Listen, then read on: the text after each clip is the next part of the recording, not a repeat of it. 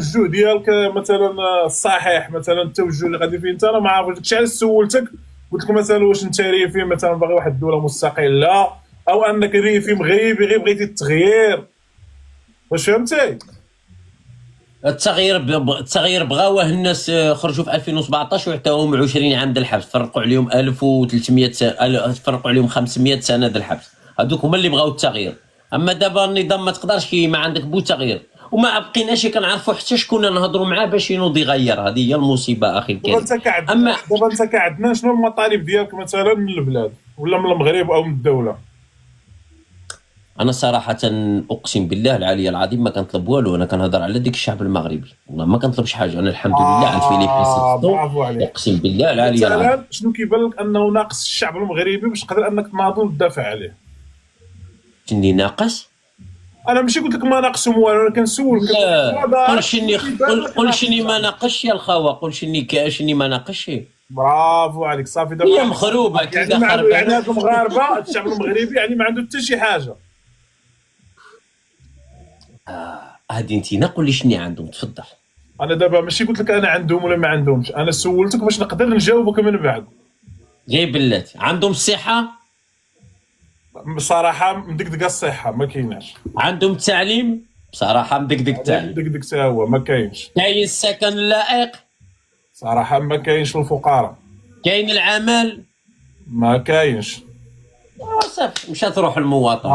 دابا انا هنا هو الدستور اسمع نكمل لك هاد النقطه. هو الدستور المغربي كيوفر لك، كيعطيك حقك في الصحه وحقك في التعليم وحقك في الشغل وحقك في السكن. بغيت نقول لك انا، اما هاد الشيء راه كلشي كيعرفوا، المغاربه كاملين كيعرفوا ان ما عندهمش التعليم، ما عندهمش الصحه، ما كاينش البديهيات، هذا المغاربه كاملين كيعرفوه. ولكن النقطه اللي بغيت نجي لك انا، حيت انت كتناضل على الشعب، ان هذا الفقير هذا اللي ما عندوش التعليم، هذا الفقير هذا اللي ما عندوش الصحه، هذا الفقير هذا اللي ما عندوش ابسط الحوايج ديال العيش في المغرب، راه كيقول لك عاش الملك اخويا. كيفاش هو كيقول لك عاش الملك وانا غادي ندافع عليه؟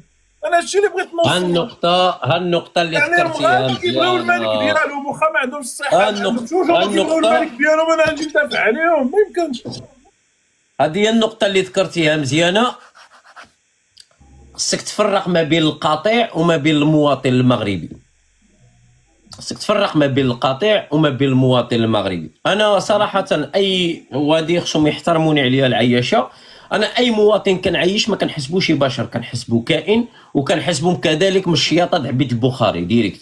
ما يمكنش انا نعيش واحد الانسان مفقرني، واحد الانسان مهجرني، واحد الانسان مشردني، واحد الانسان مخليني بلا صحه، واحد الانسان مخليني بلا تعليم، واحد الانسان مخليني بلا امن، واحد الانسان مخليني بلا اداره، واحد الانسان مخليني بلا عد، ونعيش له طلق عليا المخزن ديالو يطحني ونعيش له. هذا ما يمكنش يكون انسان. الحيوان لا هنته لا كثرت عليه ضغطت عليه ينفجر عليك الحيوان، ما بالك انت بالبشر؟ لا ما يمكنش واحد تجي طيح له دار ويقول لك عاش فلان. لا اخي الكريم، انت ما بقيتيش كتحسب بشر، انت كائن خارج على المجره. فهمني دابا انت. لا غير بلاتي باش نكمل لك المداخله ديالي ضروري اسمح لي. اما على كاملين بينا عارفين باللي كاين الفساد وكاين وكاين وكاين وكاين وكاين.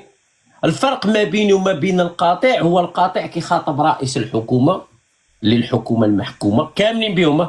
انا كنظن لك اعلاميا اللي داخل مملكه بوم بوم، داخل المملكه المغربيه الشريفه، اسمح لي اخي الكريم، داخل المملكه المغربيه الشريفه. ولكن انا كنخاطب راس الدوله، راس الهرم المسؤول عن البلاد. هذا هو الفرق بيني وبينهم. تفضل.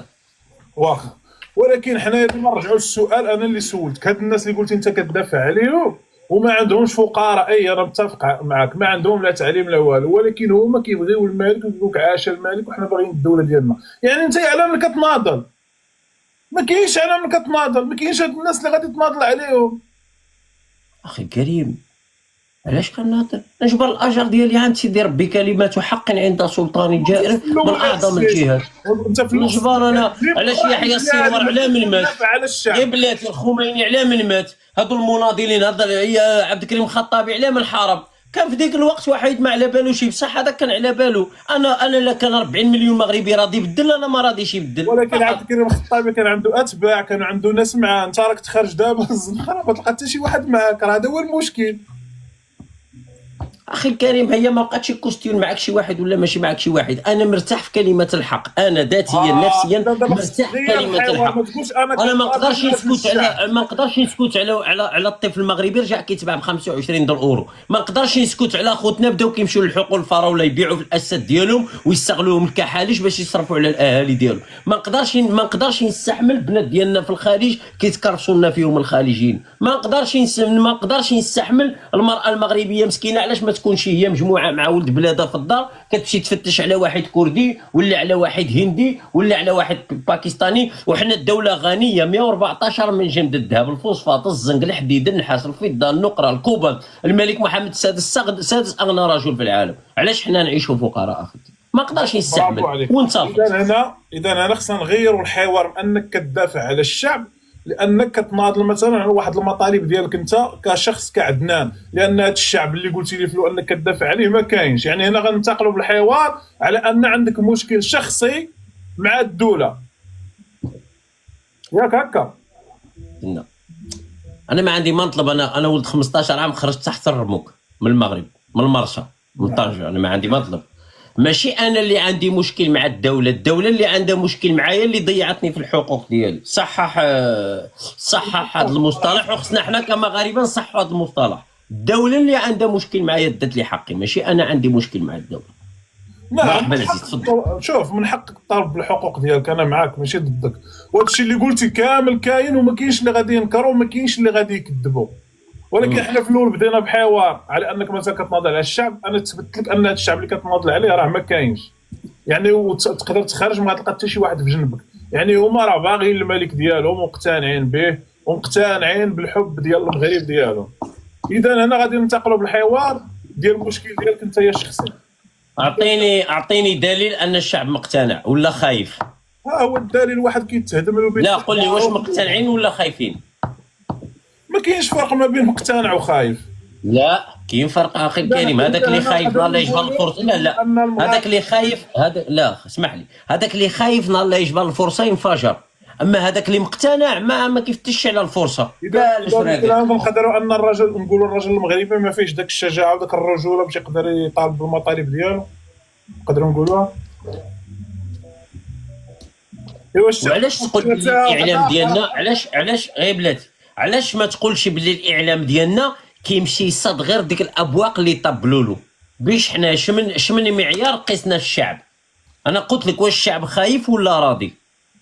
لان مثلا الاذاعات المغربيه كتكون تابعه للدوله، ما يمكنش انت ضد النظام وغادي تعطيك هي فرصه باش انت غادي تهضر. راه لا يمكن، لان يرى الاذاعات حنا كنعرفوا كاملين مع النظام، ما يمكنش غادي يجيو معاك انت وغيكونوا هما ضد النظام. علاش كيقولوا عاش الملكه هولاكو؟ هي باقي بالشوكولات. هذا هو سبب عاش الملكه هولاكو. اذا انت كتقول ان الدوله المغربيه كتعذب مثلا الناس بالقاروره. واش كنقول انا؟ قلت خويا هولاكو. كيفاش قلت انا؟ شنو قلت؟ انت ما عارفش هولاكو، انت ما عارفش خويا هولاكو تعمل هيدا وهيدا يخسروا لك الماكينه الاخرى. ما عرفهاش هولاكو. انا باش غادي نعرف خصني هاد الناس اللي كيطالبوا بهاد المطالب نشوفهم. ولكن انا كنشوف كلشي كيقول عاش الملك، وكلشي كيقول لك اخويا حنا المغرب احسن من اوروبا، وكلشي كيقول لك حنايا مزيان. انا دابا مثلا الا بغيت نناضل على هاد الناس ما نقدرش، لانه ما كيقول لك عايشين مزيان. راه المغربي كيطلع هنايا كيبقى يسبك كيقول لك حنا عايشين مزيان، حنا ما خصنا حتى شي خير. واش انا ناضل على واحد عايش مزيان؟ راه ما يمكنش عندنا. خليني نناظر غير على البداحي والزفزافي واستاذ زيان وسعيد العالمي والمعتقلين اللي هما خرجوا على الكرامه. خليني نناظر غير على ديك الناس فقط. انا يكفيني، انا مرتاح هيدا خويا، مرتاح نفسيا كنعبر على الراي ديالي. واللي ظلمني شغل نتصدى له نواجهه حتى هذه هي الوسيله اللي عندي باش نواجهه. انا معاك الا كنت تناضل على المناضلين اللي داخلين في السجون انا معاك. هذا شوف، هذه قضيه عادله وتمشي فيها مزيان. ولكن الا بقيتي تدافع على دوك اللي كتقول عليهم الشعب فقراء، هذوك غادي يخسروك في الاخر لانهم منافقين. انت تبقى تدافع عليهم نهار تشد ولا وقع لك شي مشكل راه ما يشوفش شافك يقول لك راه عندنا كان صليب وكان فيه الهضره بزاف، هو جابها في راسه. لان الشعب المغربي، انا هذا الشيء الكلام كنقولوا لراسي انا، ما عنده علاقه بشي واحد. الشعب المغربي واحد الشعب منافق، تدافع عليه دابا غدا يبيعك. هذاك الشيء على الشعب المغربي ما خصكش تدافع عليه كاع. شتي انا المناضلين كانوا يسمعوا كلامي نقول لهم ما تدافعوش على المغاربه، خليهم بحال هكاك. يتهدموا عليهم الديار وما يلقاوش الطبيب وما يلقاوش التعليم، لان خويا هما ما باغيينش يهضروا على راسهم. هما كيقول لك حنا عايشين مزيان، حنا المغرب كيقول لك احسن من اوروبا، غنمشي ندافع على واحد اللي كيقول لك انا عايش احسن من اوروبا. اما القضيه ديال المناضلين انا معاك، تحياتي لك تدافع على المناضلين. تحياتي خويا هولاكو، مرحبا العزيز، تحياتنا باش نكملوا الحلقه ديالنا. واش عندي شي مواضيع؟ مازال عندي واحد السؤال الا كان عندك شويه الوقت. زيد اخي الكريم اخر سؤال بوركي عندي المواضيع خصني نكمل عليهم في الحلقه. الله يرضى عليك. اخر سؤال مرحبا. هذا الشيء اللي كتقول على المغرب، واش تقدر تقولوا حتى هو مثلا على الجزائر انهم نفس الدوله، يعني وجها لعمله واحده ولا كاين فرق؟ دخلني فيهم انا، دخلني فيهم خويا، بغاو يطحنوا المواطن الجزائري ديالك كتدافع على الجزائر وكتضرب مثلا في المغرب. لا كنقارن، فرق بين القارن والدفاع، كنقارن. وانا سولتك واش هما وجها نو ماشي انا، ماشي المواضيع ديالي، غير تسنى ماشي المواضيع ديالي. ابواق المخزن والمخابرات المغربيه اللي صدعوا لنا راسنا بالجزائر، اللي خلوني انا كعدنان نمشي نبحث ونقارن في التنميه البشريه، في الديون، في القوه العسكريه، في الدعم الاجتماعي، هو اللي خلاني نقارن ونزلت المقارنه للمواطن المغربي. اما انا ما عندي علاش نطبل الجزائري وما عندي علاش نتدخل في الشؤون الداخليه الجزائري، غير بغينا نصحصحوا هاد اللي سماو راسهم دكاتره ونقولوا لهم حنا اللي عندنا الفقر، حنا اللي عندنا غلاء المعيشه، ماشي هما. يعني تقريبا الجواب ديالك ان الجزائر بحال المغرب ما كاينش فرق، يعني حتى هما عصابه وكياخذوا الثروات ديال الجزائر. اعطيني شي دليل ان عبد المجيد تبون هذه 6 سنين حصلوا عليه شي فضيحه. يلا الدليل هو ان الجزائر مخربه، ما عندهاش بنيه تحتيه. اعطيني عبد المجيد تبون ولا المقربين مع عبد المجيد تبون شي قريحه حصلوا عليهم شي حاجه. تفضل. الملك محمد السادس طري قصر بغا الطريفي، القصر في جزر الشيشان. غير بلاد غنقول لك واحد الهضره. هو المشكل اللي كيطيحوا فيه مثلا المناضلين او المعارضين ديال المغرب، هو كيترموا في حدود الجزائر. الا بغى الانسان مثلا يدافع على بلاده ما يترماش في حضن واحد البلاد اللي كفس من بلاده وسارقين بلادهم اكثر من بلادنا. يعني ناضل ولكن نكون مع المغاربه، ناضل مع المغاربه. الا طحت نطيح مع المغاربه ولاد بلادي، ما نمشيش. خويا ولاكو اسمح لي قطعتك. الا كنت انت تسيبتي في احضان المخابرات المغربيه انا ماشي في حالك اخي الكريم، ماشي في حالك اخي. لا كنت انت تسيبتي في الاحضان المخابرات المغربيه ومصيفطي انك عندي باش تسيبني الجزائر، اكبر غلط ارتكبوا المناضلين هي مشاو جبدوا على فمهم الجزائر. اكبر غلط. انا عدوي صديقي اخي الكريم. انا ماذا بيا اخي الجزائري. انا وياك ماشي بحال اخي الكريم. انا عندي كرامه، انا عندي شرف، عندي مبدا. فهمتيني؟ تلا انت تزعم على المراه المغربيه بصح ما تزعمش على اللي فقر المراه المغربيه. تزعم على البنت المغربيه مسكينه صح، ما تزعمش على الملك محمد السادس اللقيط اللي جوا على المراه المغربيه اخي. واش عندنا واش كطيح في هذا الحوار بحال اللي كتنقص مراسك؟ لا اخي فرق عليك تنقص مراسك انت وصافي. لا بالعكس انا كنهضر بكل الجرأة. عدنان علاش كنتي كتهضر ضاحك مثلا، ولكن فاش جبت لك الجزائر وانك مرمي في الاحضان ديالهم ما عجبكش الحال وانت كتسب الملك؟ علاش؟ نو ماشي حيتاش صافي، حيتاش انت شوفها هولاكو باش نوريك واحد الصوره باش تفهمها بك. انت عقلك ها مكونيكتي معك. انت كتاب مفتوح قدامي فيما ما فهمتيني. عارفك السؤال اللي تطرح وهذا طرحه قبل منك، ولكن ماشي وزرفوا صراحه تسبوا الجزائريين تحشات لهم المناضلين القدامى اللي ناضوا يسبوا الجزائر، تحشات لهم. انا ما نسبش الجزائر.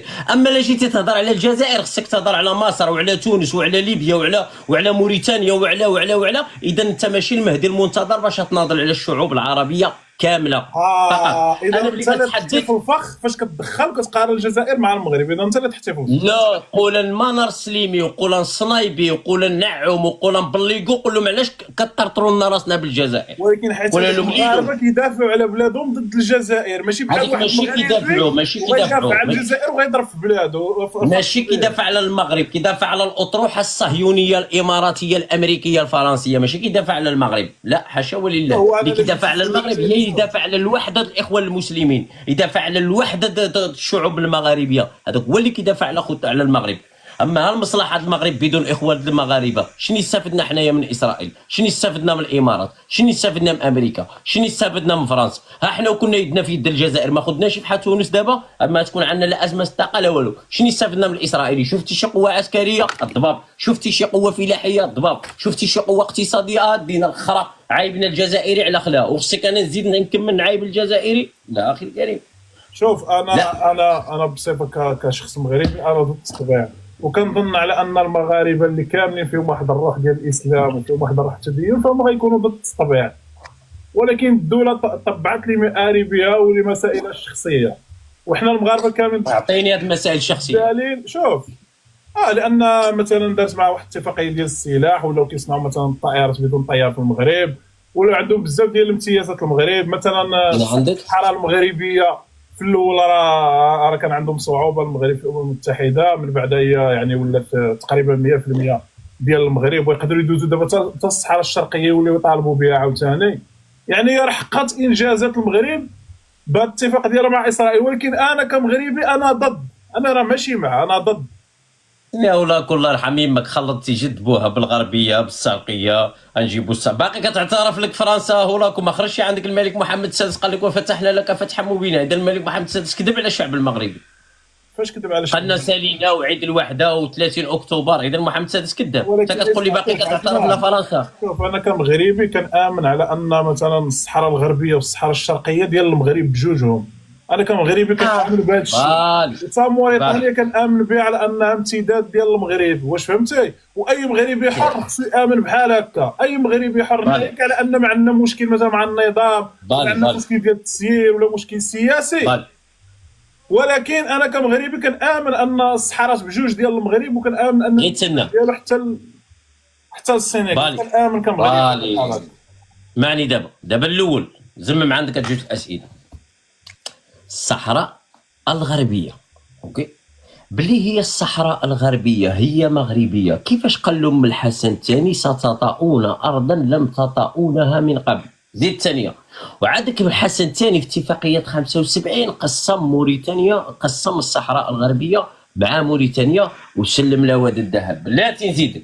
وباللي الصحراء الشرقيه هي مغربيه. علاش باللي كانوا الثوار الجزائريين كيقاتلوا ضد المستعمر الفرنسي، علاش ما عطاش النظام المغربي الضوء الاخضر للجيش المغربي باش ينخرط مع خوتنا الجزائريين ضد المستعمر؟ من بعد كنا نجبدوا الجثث المغاربه من الصحراء الشرقيه ونقول لهم هذا الارض قاتلنا معاكم عليها، ماشي هما كانوا كيقتلوا المستعمر. وانتينا كمحمد الخامس وبخيانه خرجت. راك سمعتي ماكرون داخل البرلمان المغربي قال لك كنشكروا جيش السلطان اللي عاوننا 8 سنين ضد المقاومه الجزائريه. ما تقوليش كذوب، واذا كانت كذوب كان خصو على الصباح ينوض الملك محمد السادس ويعمل لقاء صحفي ويقول ما صرح به ماكرون هو كذب، ولا يقول كان اعتذر من الدوله الجزائريه. هذا الخبر هذا ما كنتش عارف. تفضل جاوبني. مرحبا. نجاوبك السؤال الاخر ونجاوبك على هذوك الاول. الا مشيتي مثلا لذاك مقام الشاهد ديال الجزائريين وغتلقى اللي ماتوا في الحروب ديال الجزائر ضد الاستعمار اللي كان عندهم، غتلقى الاكثريه ديالهم مغاربه. فرق بين النظام والشعب، فرق بين النظام والاحرار. لا فرق بين النظام والاحرار ولاكو، فرق بين النظام والاحرار. انا ماشي غبي. انا ديريكت سلم عليك قلتي مثلا محمد الخامس خانهم. ريافه كيقولوا بعض الناس هما من اول الرصاصات اللي طلقوا في الثوره الجزائريه. فرق بين الاحرار شرفاء المغرب وبين النظام اللقيط. تفضل. قلت على ان محمد الخامس خانهم وما دافعش عليهم. كاين التسجيل ديال محمد الخامس هو اول من ترافع عليهم في الامم المتحده واول من دافع عليهم. وراه ما يمكنش واحد الملك يخرج علنيا ويقول انا راه كنساعد الثوره، راه كان كيساعدوها بالتخبعيه. يعني داكشي كما كذلك الان نساعد القضيه الفلسطينيه والسفن المحمله بالاسلحه واقفه في الموانئ طنجه. كذلك الان هو الغباء من بكري، ماشي اليوم. الغباء من بكري، بوغر موجود من بكري. كذلك الان نحن ندعم القضيه الفلسطينيه. الملك رئيس لجنه القدس وكندربوا مع الفيلق الجولاني وكنعطيو هدايا لقائد السلاح الجوي اللي قصف الاطفال وقصف المدارس وقصف الجامعات. كذلك اعطينا مليار دولار لترامب باش يزيد يطحن امهم. كذلك نستقبل السفن المحمله بالاسلحه واجزاء الطائرات ونزودوهم بالوقود والمؤن ونقولوا لهم اجوا البنات ديالنا. لا خير ودي. شوف راه العالم كامل كيعرف الحقيقه. راه واخا زعما غتبغي تهضر بزاف وغتقاطعني، راه الناس كيعرفوا الحقيقه. خلينا من الكلام ديال اليوتيوب والكلام ديال الكراغيله مع الكلام الصح واللي كاين في التاريخ. التاريخ كيقول على ان لا الصحراء الغربيه ولا الشرقيه ولا موريتانيا تابعه للمغرب، والحسن الثاني فعلا قسمها هو وموريتانيا، لان ديك الساعه المغرب عاد كان خارج من الاستعمار، ما عنده واحد الجيش اللي يقدر يحمي هذيك الصحراء، لا الصحراء الغربيه ولا. كنحترمك بزاف والله، احترمتك بزاف. شغل انا غير بيتني الناس انك مخابراتي ديريكت، فهمتيني؟ عطاوك الضوء الاخضر باش تجي شغل. انا ماشي نقول لك انا زعما شي حاجه واعره ولا شي حاجه كبيره ولا لا اخويا، ما كنشبه لكمش فقط، ما كنشبه لكمش يا اخي الكريم. انا ربي عطاني واحد حاجه، انسان كيهضر معايا عقلي مكونيكتي مع عقلو، شلاقمو غير يبلبلو غير هضر.